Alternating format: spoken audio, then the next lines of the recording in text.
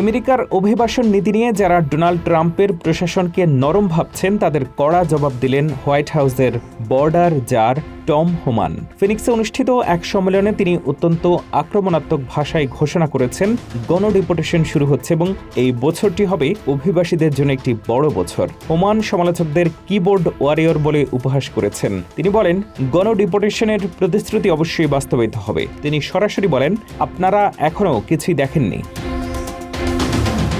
এই বছর গণডিপোর্টেশন আসছেই, যদিও প্রশাসনের নতুন স্বরাষ্ট্র সচিব মার্ক ওয়েন মুলিন কিছুটা শান্তভাবে কাজ করতে চাইছেন। হোমান কিন্তু তার অবস্থানে অনড়। হোমান স্বীকার করেছেন যে ট্রাম্পের দ্বিতীয় মেয়াদে পর্যন্ত যত অভিবাসীকে গ্রেফতার করা হয়েছে তাদের মধ্যে প্রায় ৩৫ থেকে ৪০% কোনো অপরাধমূলক রেকর্ড নেই। তার মতে সারা বিশ্বকে একটি শক্ত বার্তা দিতেই এই পদক্ষেপ নেওয়া হয়েছে। তিনি স্পষ্ট করে বলেন, আপনি কতদিন ধরে এখানে আছেন সেটা বড় কথা নয়।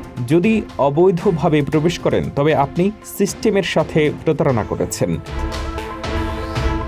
নিউ ইয়র্কের মতো যেসব অঙ্গরাজ্য ফেডারেল কর্মকর্তাদের সাথে সহযোগিতা করতে চাচ্ছে না তাদের জন্য হোমানের হুঁশিয়ারি আরও ভয়াবহ। তিনি জানিয়েছেন, যেসব এলাকায় বিপুল সংখ্যক আইএস এজেন্ট পাঠানো হবে এই অভিযানের সময় মূল অপরাধীদের পাশাপাশি আশেপাশে থাকা সাধারণ অবৈধ অভিবাসীদেরকেও গ্রেফতার করা হবে।